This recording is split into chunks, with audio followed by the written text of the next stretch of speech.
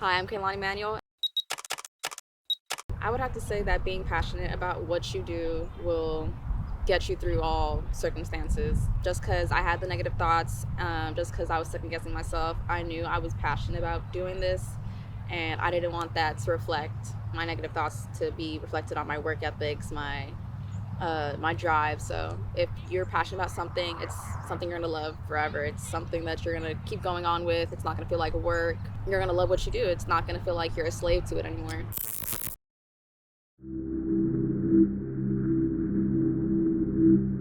Vernacular Vision brings you in Broad Day magazine.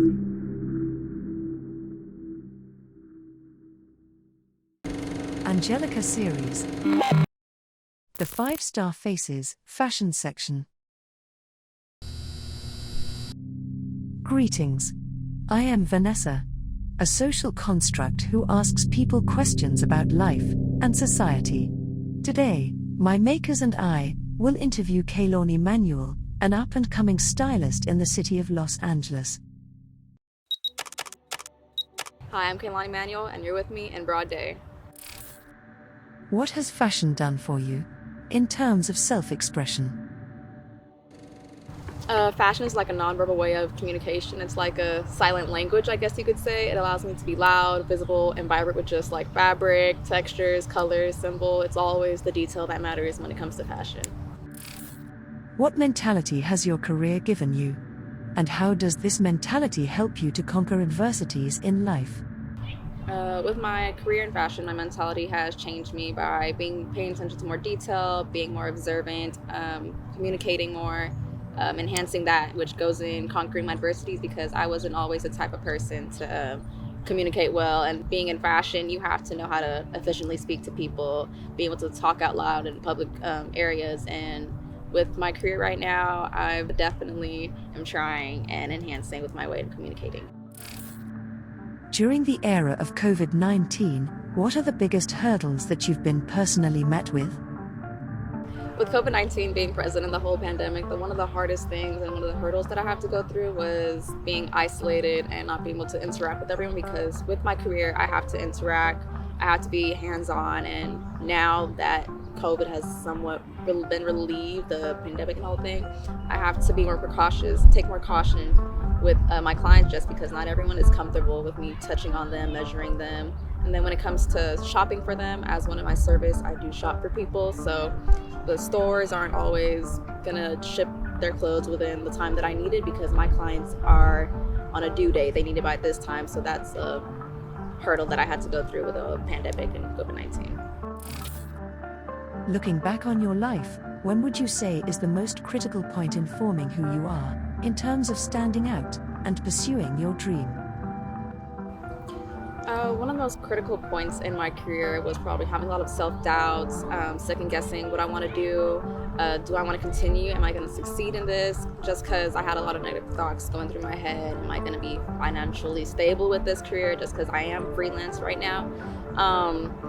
Throughout all that, I was always second guessing, like, is fashion really for me? I know I could dress, but is this something people are going to actually look at me for? Am I actually going to be able to get clients from this? Am I going to be able to build off this and have generational wealth with this? And that was always a thought in my head when I was going through pursuing this career.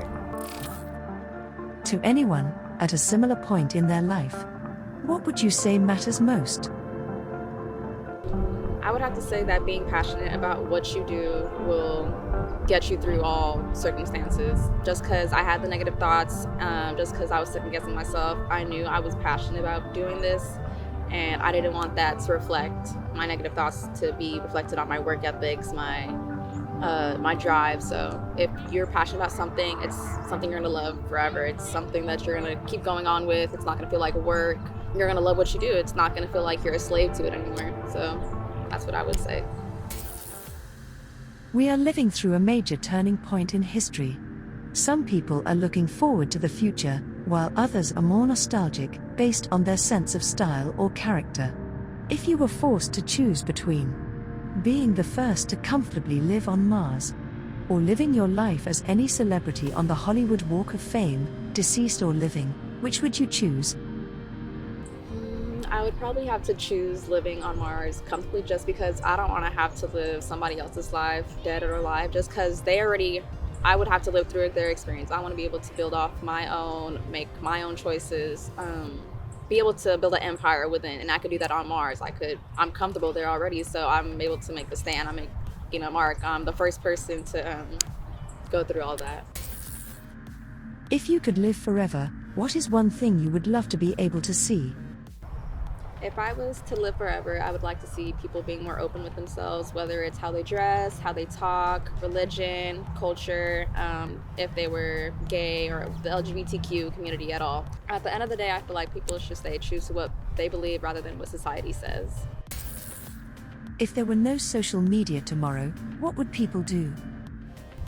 If there wasn't any social media tomorrow, I feel like people would lose their minds just because we spent so much of our lives on social media and with technology that we wouldn't know what to do for quite an amount of time. But eventually I feel like people would be able to find themselves, being true to themselves, going outside more and interacting.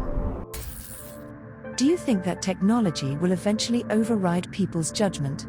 If not, explain why. But if so, how do you think it will happen? I personally believe that technology would override people's judgment just because with the advancement technology has already started with robots serving people, sooner or later there's going to be a point where robots are going to take over the world, and that's what I personally believe.